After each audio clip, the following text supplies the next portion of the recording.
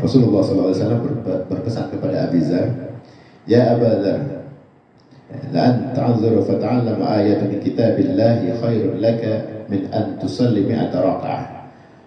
Wa li anna ta'dzuru fata'allam baban min al-ilmi umila an lam ta'lam khairun laka min an tusalli alf raka'ah."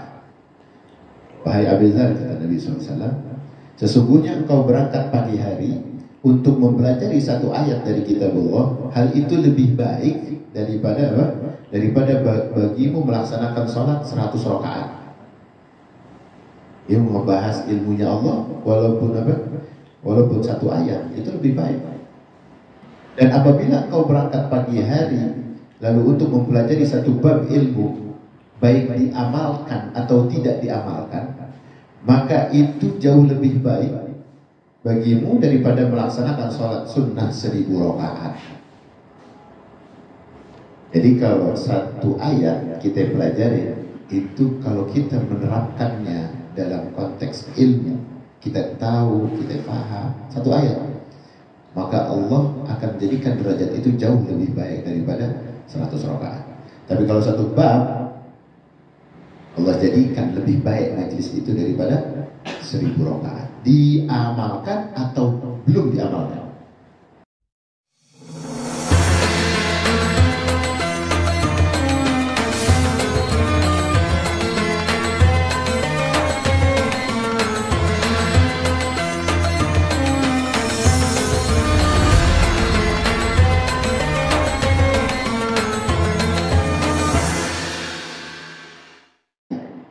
Jangan sembarangan, kalau udah dikasih nikmat sama Allah, kita punya majlis, kita punya undangan, kita abaikan. Masya Allah, sholat 1000 rakaat aja kagak pernah, kagak gablek, khusyuknya juga. Sayang kalau kita nggak ambil momen-momen kayak begini.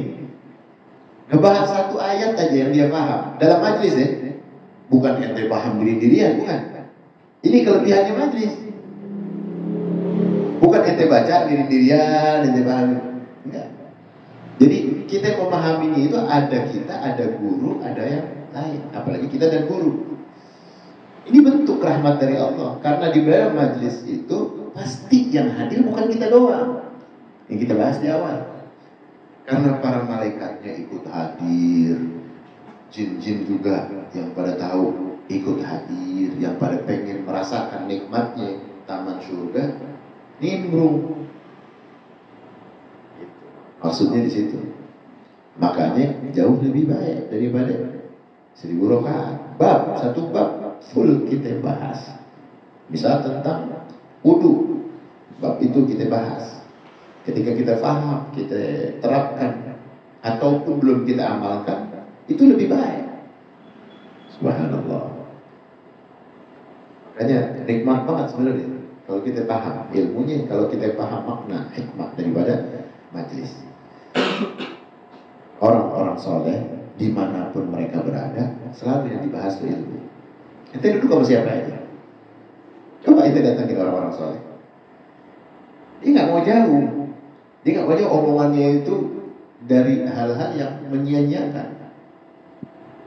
Itu boleh kita misalnya senang sama musik, senang sama lagu, senang sama tontonan, senang sama bola, boleh, itu sifatnya mubah. Tapi jangan sampai ngelalaiin kita sama hal-hal yang ibadah. Gitu. Kita sisipkan, subhanallah, orang ya dikasih ilmu sama Allah itu jago gocet-gocetnya, jago itu strategi bolanya. Jadi kita ingat sama Allah bahwa manusia itu sebegitu dengan kerjasama yang luar biasa, Allah jadikan kelompok-kelompok itu satu momen yang bisa menghibur kita dalam permainan, dalam tontonan, dalam kehadiran. Kok bisa asik kita ya?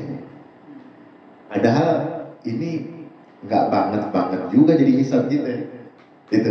Akhirnya kita memandang, oh ini jadi ini aja ibrah kita sebagai manusia. Dan itu nggak disia-siain sama Allah. Kita menikmati sebagaimana kita manusia. Nggak disia-siain kalau kita merasa bahwa kita ini betul-betul hamba Allah yang bergantung. Dimanapun kita berada. Misalnya kita ada di warung, kita ngobrol, kita makan, kita ngebahas bisnis. Tapi kita di dalam batin yang paling dalam, itu kita nggak mau jauh dari Allah. pengen kita selalu menjadi hamba Allah yang ihsan. Ada juga rahmatnya Allah ketika orang udah dikasih bekal ilmu, itu diangkat oleh Allah derajatnya. Dan satu derajat dari orang yang berilmu itu bisa 1000 tahun jaraknya. Kenapa sih sebegitu hebatnya Allah kasih dari derajat ilmu? Karena dari ilmu itulah bisa menyelamatkan batinnya, bisa menyelamatkan roh dan akidahnya. Jadi roh kita ini bisa kita persembahkan sama Allah sebab ilmu. Makanya ibadah tanpa ilmu dikatakan sia-sia. Kenapa? Ente ngadap siapa? Hanya begitu. Saya sholat banyak ini pengen rasanya deket, biar tenang, biar apa. Dia nggak tahu bahwa nilai akidah yang dia pengen tanamkan liwajhillah.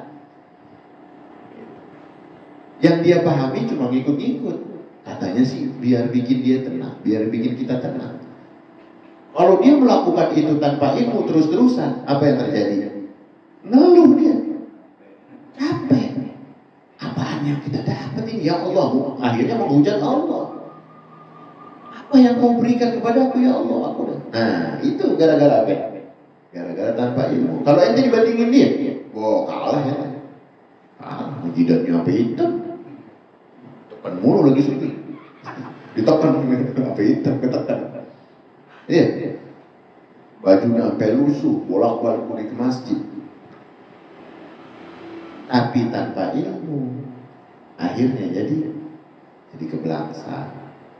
Mulai mengkritik orang-orang soleh, mulai mengkritik Allah. Ini gara-gara nyungsang. Bukan berarti nggak boleh rajin sholat, rajin ibadah, boleh asal dengan ilmu. Begitu berharganya ilmu. Artinya dengan ketakwaan kita kepada Allah, asal punya rasa takut, asal punya kemantapan dalam ibadah, sedikit aja itu bisa mengangkat derajat manusia yang luar biasa ke hadapan Allah. Itu sedikit, apalagi banyak. Dan kira-kira kesannya apa kalau banyak? Kalau banyak itu biasanya bikin orang yang di sekelilingnya itu ketularan, ngikut tentram, ngikut tenang, pengen bergaul, deket sama dia tuh rasanya nyaman. Kenapa? Orang itu dia udah banyak ilmunya, dia ngamalinnya juga banyak. Itu sampai apa? Sampai nular. Orang takut sama dia, orang segan sama dia, orang udah mulai tenang, berdekat sama dia, pengen merujuk aja sama dia. Nah itu tanda orang-orang yang berilmu dengan amal atau orang yang beramal dengan ilmu. Nah ini akhirnya apa? Akhirnya bisa menselaraskan dirinya sama alam di sekitar. Bikin tenang. Udah kayak pohonan yang udah merindang, teduh, enak. Manfaatnya banyak. Pohon tuh kalau rindang banyak. Bukan cuma buat orang yang singgah duduk meneduh, tapi buat binatang-binatang di sekelilingnya, buat air yang ada di bawahnya. Luar biasa. Jadi kalau kita paham filosofi daripada kita berdekatan sama Allah dengan ilmu, sedikit manfaat apalagi banyak. Itu maksudnya. Rata-rata itu dirasakan sama apa? Kapan? Sama orang tua. Yang udah mulai kelihatan uzur, yang udah mulai kelihatan tenang, yang udah mulai kelihatan istiqomah ibadah. Itu kelihatan. Orang mau nyakitin dia takut, orang mau ngomong sama dia sembarangan, mau ngomong jorok, mau bercanda yang sia-sia, itu udah mulai takut. Itu tanda bahwa dia udah bisa menselaraskan dirinya sebagaimana pohon rindang tadi, bahwa dia beramal itu dengan ilmu. Beda kalau orang romannya nyalahin aja. Kan banyak tuh orang yang ahli ibadah, yang punya nama, maksudnya punya nama seolah-olah ahli ibadah, tapi kita ngerasain kok kagak ada tuh hawa-hawa rindangnya. Ya teduhnya itu gak ada. Yang ada nyalain, lu begini, lu begitu, lu begitu. Nauzubillah. Kalau ditanya mah bukan gak pinter. Dia berdalil, dia berhujjah, tapi hatinya kosong. Ruh dalam meneduhkan dirinya dan menenteramkan dirinya, bahkan sampai nularin tentramnya kepada orang lain, itu gak ada. Banyak yang gitu. Sama sekarang udah mulai kelihatan. Malah pamer di medsos. Kalian nih begini, isinya nyalain aja. Yang dia sendiri belum tahu dalilnya, dia sendiri belum tahu alasan-alasan kenapa orang melakukan itu, kenapa orang begini. Dia belum tahu ilmunya, tapi udah nyalahin aja. Yang merasa diri dia paling benar, paling tahu. Katanya gurunya nggak ada. Jadi dari medsos, dia belajar sendiri. Dasar-dasarnya kurang. Akhirnya udah bisa menyimpulkan. Nah itu berarti salah satu rezeki Allah bukan untuk dia, malah sebaliknya, rezekinya itu malah nyelakain dia. Kan ada rezeki yang nyenengin kita, ada rezeki yang nyelakain kita. Nauzubillah. Itu apa? Itu salah satunya. Kalau kita dapat banyak duit kok bikin kita gelisah, itu hati-hati. Ada orang dibekelin ilmu makin gelisah, itu juga hati-hati. Mulai nyalahin orang, entah udah. Jadi ilmu bener apa kagak sih sebenarnya? Kok gue habis belajar, ini orang amalannya semua salah nih. Udah mulai kita gelisah, kita menganggap semua orang lain salah, kita doang yang bener. Nah, itu kan hati-hati itu sebenarnya sama ilmu kayak begitu. Yang kita kudu harus pahami. Padahal ilmu itu menenteramkan, mendatangkan kedamaian. Bahkan ketika orang lain melakukan kesalahan dalam hal ibadah, dia nggak langsung nyalahin. Oh, mereka belum tahu. Ya ada kalanya itu PR kita baik-baik ngasih tahu. Begitu, tenang caranya, cara menyikapinya. Bahkan ibadah di belakang dia pun tenang. Misalnya dia baca Fatihah salah atau wudunya salah, paling dia ngulang sendiri. Ya kan? Dia menghormati jamaah, dia jamaah bareng-bareng. Tapi di saat jamaah, dia karena ilmunya udah tahu, banyak salahnya nih, ini orang imamin. Akhirnya dia mufarokoh, mau mufarokoh kagak enak, takut nanti jadi pembicaraan, diikutin aja sampai akhir. Lalu dia ulang lagi sholatnya. Rahmat bagi Allah, rahmat untuk dia dari Allah. Jadi menenangkan. Caranya gak langsung menjas, menghakimi orang. Dia malah menyalahkan dirinya, ya Allah. Banyaknya keawaman di dalam negeriku ini sampai tidak tersentuh ilmu agama kepada mereka. Ya Allah, ampuni aku, dan ampuni orang-orang yang dekat denganku, yang paham akan ilmu. Jadi istighfar atas dirinya dan untuk orang-orang yang seperti dia. Bukan malah nyalain, oh dasar nih gurunya. Kagak. Berarti elu yang kurang bisa nyebarin. Ya sebagaimana kita, misalnya kita dapat pemimpin yang rada begajulan, yang rada tukang bohong, dia jangan nyalahin juga, emang kitanya yang belum sampai bisa mendominasi alam Indonesia gitu. Masih didominasi sama orang-orang ahli-ahli itu dah. Komentar bansos misalnya. Ya kita nggak bisa ngomong apa-apa, emang ya kita nggak bisa berjuang banyak. Akhirnya kita merujuk lagi kepada Allah. Ya Allah, ampuni dosa kami, ya Allah. Ini kan pernah dari IB sendiri mengatakan bahwa ya ini bukti mungkin dosa kita.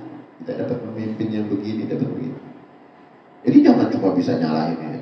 Salah memang iya, cuma kan kita harus muhasabah juga. Itu bentuk kenapa kita antara orang yang berilmu sama yang jahil dalam amal itu bedanya di situ. Ada orang yang berilmu tapi dengan amal, maka dia akan meneduhkan dan menenangkan hakikatnya ilmu. Ada yang orang tahu tapi tidak berilmu, ketika dia beramal dia tidak ngerasa apa-apa teduhannya. Yang ada tadi menyalahkan, yang malah bisa jadiin diri dia gelisah, sombong. Zubillah bisa. Makanya kalau kita dalam bermajlis, kita pernah sempat bilang beberapa waktu lalu, kosongkan hati kita untuk menerima ilmu agar kita dijauhkan dari sifat-sifat sombong.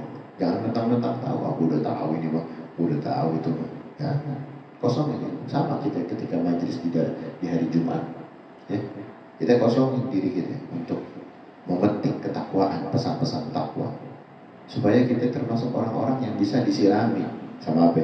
Sama tetesan embun dari surganya Allah. Masuk ke hati, adem jadinya. Hari Jumat jangan tidur. Kalau kita dengerin khutbah itu perintah Allah. Akan ada ketika kita serius dengan perintah perintah Allah, keajaiban-keajaiban yang hadir dalam diri kita akan ada itu. Karena ini di dalam hadis yang mengatakan tadi bahwa Allah akan berikan ketentraman bagi orang-orang yang bermajlis zikir, bermajlis ilmu. Jadi salah satunya kan kita kalau lagi taklim kan ingat-ingat Allah terus. Kamu mau ingat apa? Itu ada momen-momen di mana ruh kita itu kita pasrahin untuk ilmu. Kita nolin, istilahnya dimulai dari nol. Kita masuki ilmu-ilmunya Allah, ingatan-ingatan yang memang ditekankan oleh guru-guru kita, risalah dari nabi-nabi kita, ya, kalimat-kalimat dan hadis-hadisnya. Ini momen di mana kita ini jangan sampai kehilangan, karena umur kita nggak tahu, cepat banget. Ini buat muzakarahnya kita bahwa penting untuk kita bermajlis, penting untuk kita mengikat silaturahim. Kita apa sih yang kita mau bahas kecuali ilmu? Apa sih kita mau kumpul kecuali zikir? Apa sih yang kita mau kebersamaan kecuali kita saling ibadah, mandang, bahagia? Gak pengen ada beban apapun. Ketika ada beban pun terurainya di majlis. Mulai mencair yang kemarin rada-rada gondok-gondokan. Di majlis sudah mulai tenang lagi. Apa? Kenapa? Karena menenteramkan. Itu nikmat dari Allah. Karena di majelis itu nentramin. Kan kita pas datang udah gelisah, pulang makin gelisah. Nah, tanya tuh kenapa? Pertama bisa jadi gurunya itu gak bener, bisa jadi majelisnya cekadul, bisa jadi kita aja yang datang. Itu kita kudu koreksi. Ini apa ini? Ini kenapa ini? Kenapa kok hasilnya begini? Kenapa kok nggak bisa nenangin kita? Kenapa kita pulang tuh nggak bisa ngebawa ilmu yang manfaat minimal banget untuk orang-orang terdekat kita? Itu kita perlu tanya. Kita perlu tanya. Setiap kali kita datang ke majelis, kalau kita ada yang kita bawa pulang, nikmat dari Allah, rezeki kita dapat lebih canggih daripada rezeki yang katanya di dunia ini. Karena itulah yang hakikatnya bisa nentramin kita besok ke hadapan Allah. Jadi saksi-saksi yang kita bawa pulang besok kita gandol, pahalanya gede. Yang katanya sih ya memang ini situasi kita di dunia. Yang kita bawa besok, makanya kata di dalam hadis juga dikatakan siapa yang cerdas di antara kalian adalah siapa yang mengingat paling banyak mengingat mati. Itu kecerdasan sampai mati atau akhirat dijadikan oleh di dalam agama kita satu momen kecerdasan hakiki yang benar-benar ingat sama mati, karena itu yang kita bawa abadi, yang kagak bisa ada serumnya lagi. Emang itu yang udah kita pakai. Kayak kenalan kita nih kemarin yang apa istilahnya udah lama nggak ketemu, habis gitu sekalinya kedengeran kabar lewat kenalan kita itu, yang kita ingat ya momen-momen yang kita apa kebersamaan sama dia. Gue ingat sama dia begini. Kenalan kita baru kemarin, ketemu lagi, ketemu 3 kali udah kagak ada. Akhirnya yang keinget ya momen kita ketemu. Apa pembahasannya? Ngobrol, ngibul. Itu rezekinya udah. Wah, jangan ketemu dia lagi dah. Hati-hati lu, culas orangnya, bla bla bla bla bla. Itu rezekinya dia. Ketika dia mati, efek dari amal yang jeleknya itulah yang ngebawa dan menyeret dia. Makanya jangan sering-sering, ya nauzubillah ya, jangan sampai kita berbuat jahat. Jangan sampai. Karena momen terakhir itu kita nggak tahu. Terakhir bukan buat kita, bisa buat dia. Dia ketemu sama kita itu terakhir. Ketika kita kagak ada, dia ingetnya yang terakhir itu. Dimanapun kita berada, coba yang latih diri untuk ya belajarlah jadi dai. Biar kalau nggak bisa berdakwah dengan lisan, ya berdakwah dengan sikap. Sikap kita kudu hati-hati, ngomongnya kudu yang enak-enak. Apa-apa didasari sama apa? Sama takwa sama Allah. Jangan gitu mau untung boleh, tapi jangan sampai ngibul-ngibul gitu. Atau jangan sampai bikin apa sandiwara-sandiwara yang mencelakakan orang, merugikan orang, atau menjerumuskan orang. Banyak yang begitu. Banyak. Kita ini ya taruhlah orang yang baru bertaubat, terus kita baru bertaubat. Kita merasa terus itu udah cakep. Kenapa? Karena innat tawwabin yuhibbul tawwabin wa yuhibbul mutatahhirin. Allah itu senang sama orang-orang yang baru taubat. Makanya kita perbaruin aja terus taubat kita. Jangan merasa merasa orang bersih, merasa terus aja bersalah. Karena di saat kebersalahan kita itu ada pada diri kita, Allah suka sama kita, Allah senang sama kita. Kalau udah Allah senang, apa aja bisa jadi. Tangan kita jadi tangan panjangnya Allah, langkah kita jadi langkah panjangnya Allah. Udah diredoin aja sama Allah semuanya. Kenapa? Karena dengan rasa takut kita sama Allah. Jangan takut kita diawasin sama Allah, jangan sampai begini jalan. Akhirnya berkah semua langkah-langkah kita. Itu kita bantuin apa namanya di Petamburan, kita bantuin saudara kita di bencana, kita bantuin teman kita yang lagi susah. Langkah kita itu aja udah kita anggap bahwa ini adalah pengawasannya Allah. Dikasih keberkahan luar biasa tanpa kita rasakan. Jadi kita ngeremehin, ada orang yang ngeremehin majelis kita, nggak apa-apa, hak dia yang ngeremehin. Mana aja di punya majelis diremehin nggak apa-apa. Tapi kita yang ada di dalamnya, ingat ilmu yang baru kita dapat. Allah menaungkan di dalam majelis di mana zikirnya Allah ada di situ, ilmunya Allah di situ, diberikan naungan rahmat dan kasih sayang. Jadi orang remeh terserah, nggak apa-apa, hak dia, free. Hidup itu bebas. Aisma si'ta fa innaka mayyitun. Nabi pernah diingatkan, hidup semaumu wahai Muhammad, sesungguhnya engkau akan mati. Itu Nabi digituin, gimana kita? Hidup semau kita, semau dia, hidup semau dia. Kalau kita lagi lempengan disakitin orang, dikatain orang, nggak apa-apa, bebas. Ya, tinggal nungguin matinya doang. Besok ketemu gitu.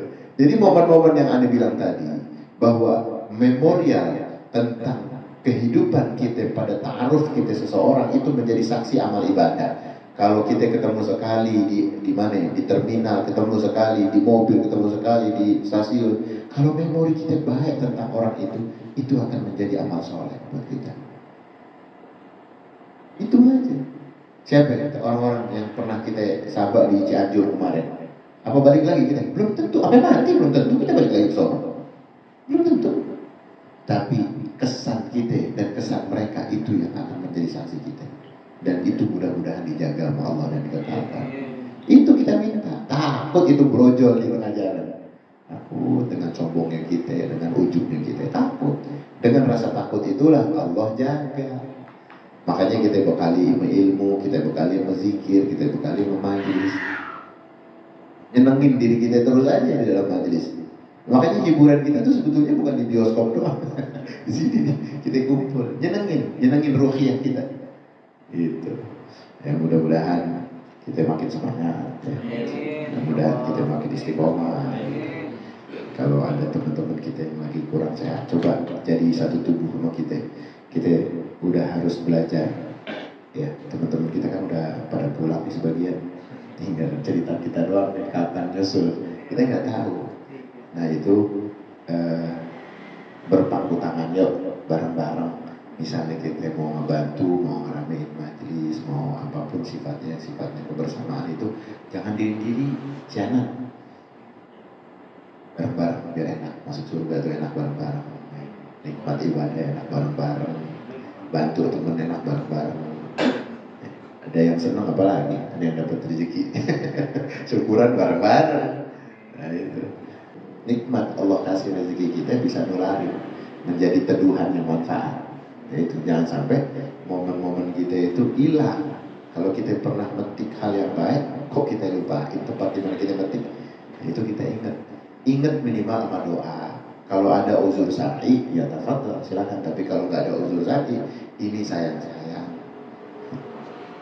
Ya kita mudah-mudahan ya, kita harapkan mudah-mudahan apa yang kita amalkan, apa yang kita niatkan diridhoi oleh Allah, diterima oleh Allah, dikekalkan oleh Allah, dan dijadikan besok jadi saksi kita ketemu baginda Nabi besar Muhammad sallallahu alaihi wasallam.